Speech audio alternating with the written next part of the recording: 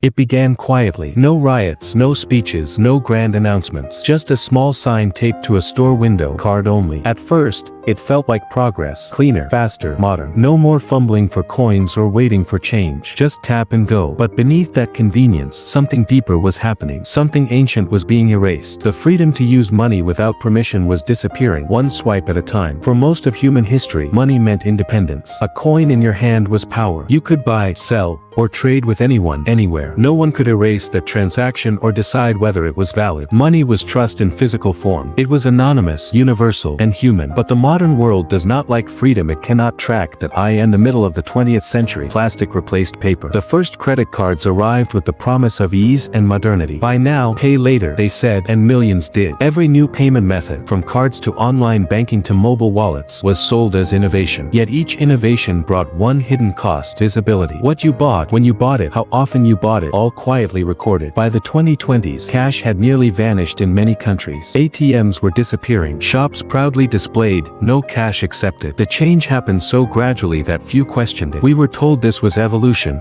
not control. But behind every digital transaction is a record, a permanent entry in a system owned by someone else. Your bank, your government, a payment processor halfway across the world. Your financial life, once private, had become a stream of data, analyzed, categorized, monetized.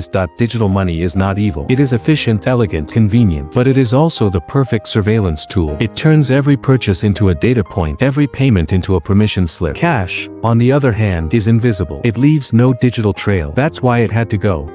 Governments and corporations began a slow, methodical campaign to make cash obsolete. It wasn't a conspiracy, it was policy. Withdrawal limits, transaction caps, anti-money laundering, regulations. Step by step, rules were written that made cash seem dangerous, even suspicious. They told us it was about fighting crime and terrorism, but criminals adapted faster than citizens did. Ordinary people, small shop owners, farmers, workers, were the ones caught in the crossfire. Using cash became a red flag. Large withdrawals triggered reports. Deposits invited scrutiny. Slowly, cash began to vanish, not because people stopped using it, but because the system stopped allowing it. Then came the turning points. In 2016, India banned 86% of its currency overnight. The goal, they said, was to purge black money. The reality was chaos. Millions stood in endless lines outside banks, clutching the notes that had fed them for decades. They weren't criminals, they were citizens suddenly cut off from their own wealth. In one announcement, an entire nation's liquidity evaporated. Elsewhere, the war was quieter. In Sweden, cash became almost extinct by the late 2010s. Even street performers accepted only digital tips. The country was celebrated as a model of a cashless society, efficient, traceable, tax-friendly. Then a storm hit. Power failed. The grid went down. Overnight, the digital economy froze. No one could pay for food or transport. The nation had built the perfect financial machine, but forgot that machines depend on electricity. These moments revealed the truth. In a cashless world, money is no longer freedom. It is permission, and permission can be denied.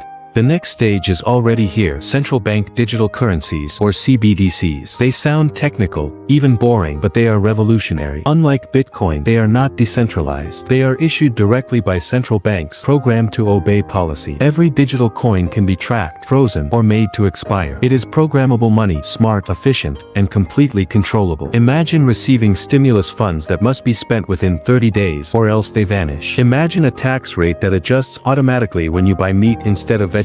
That is the level of precision a programmable currency allows. In theory, it is about efficiency. In reality, it is about power. Because once money becomes code, control becomes effortless. A wallet can be frozen with a few keystrokes. A region can be sanctioned instantly. A citizen can be silenced not by law, but by algorithm. In 2022, during protests in Canada, several citizens had their bank accounts frozen without trial. The justification was public order. Their money simply stopped working. No judge, no hearing, just a digital switch. What happens when that power becomes normal? When dissent can be muted by denying financial access? We are told not to worry. If you've done nothing wrong, you have nothing to fear. But history teaches otherwise. Power expands until it meets resistance. And digital money gives power a new frontier: silent, invisible, absolute. What began as a war on crime has turned into a war on anonymity. Each tap of a card, each scan of a QR code strengthens a system that knows you better than you know yourself. Your habits, your beliefs, your weaknesses, all reduced to patterns of of consumption. Who you are becomes what you buy. And yet, the world celebrates. Ads promise ease, apps promise freedom, influencers praise the end of bold money. But behind the smiles, the infrastructure of control is solidifying. Every digital wallet connects to a server. Every server obeys a rule. Every rule serves an interest. When the grid is the gatekeeper, freedom is conditional. Cash, in contrast, asks no permission. It works in blackout, in crisis, in silence. It is the only form of money that cannot be censored. But we treat it as outdated, a relic of an unclean, unsafe past. And that's exactly how control wins, by making freedom look inconvenient. Look around any modern city. ATMs turned into coffee kiosks. Bank branches closing by the hundreds. Children growing up without ever touching a banknote. An entire generation being taught that money lives only on a screen. What happens when that screen decides to stop showing your balance? Money, once the great equalizer, has become the ultimate filter. Those who control access to digital payments control participation in society. You can be wealthy, but if the system locks you out, your wealth becomes a number that means nothing. And unlike old dictatorships, no one needs to seize your property. They can simply freeze it. The irony is that cash was once seen as the corrupt medium, the tool of smugglers and tax evaders. Now it stands as the last refuge of financial privacy. It is the only way left to buy something without leaving a trace. In a world obsessed with transparency, privacy itself has become suspicious. Every empire in history has sought to control trade. The modern empire controls it not through armies, but through payment rails. It does not need soldiers to occupy. It just needs code to approve or deny. A citizen obediently taps their phone, and a silent algorithm decides whether the transaction aligns with policy. We have traded autonomy for efficiency, privacy for convenience. It feels harmless until it isn't. When everything is connected, everything can be disconnected. When every coin is digital, every coin can be deleted. Cash is not just paper. It is a principle. That value belongs to people, not systems. It is proof that trust can exist outside authority. It is messy, inefficient, wonderfully human. To hold it is to hold a small piece of freedom that no one can revoke. If cash disappears completely, it won't be because people chose it. It will be because they were never given a choice. The infrastructure will fade, the habit will die, and one day, a child will ask why old movies showed people handing paper to each other. We will smile and say, that was before money could think. But money should never think. It should serve. The moment money obeys someone other than you, it stops being yours. Perhaps this is progress. Perhaps a digital, traceable world truly is safer, cleaner, fairer. But we must ask, at what cost? The ability to buy food, to travel, to live, should these depend on approval from a system? When every transaction requires permission, permission becomes power. And whoever holds that power holds you. The war on cash was never loud. It did not need to be. It won through convenience, through design, through the quiet erosion of habit. And now, the last physical link between citizen and value is fraying. Before the silence becomes permanent, remember this: freedom does not vanish overnight. It fades, one tap at a time. When money becomes permission, freedom becomes conditional. And when freedom becomes conditional, it isn't freedom anymore. So ask yourself, before the last coin falls silent, if tomorrow your money could be turned off with one click, would you still call it yours?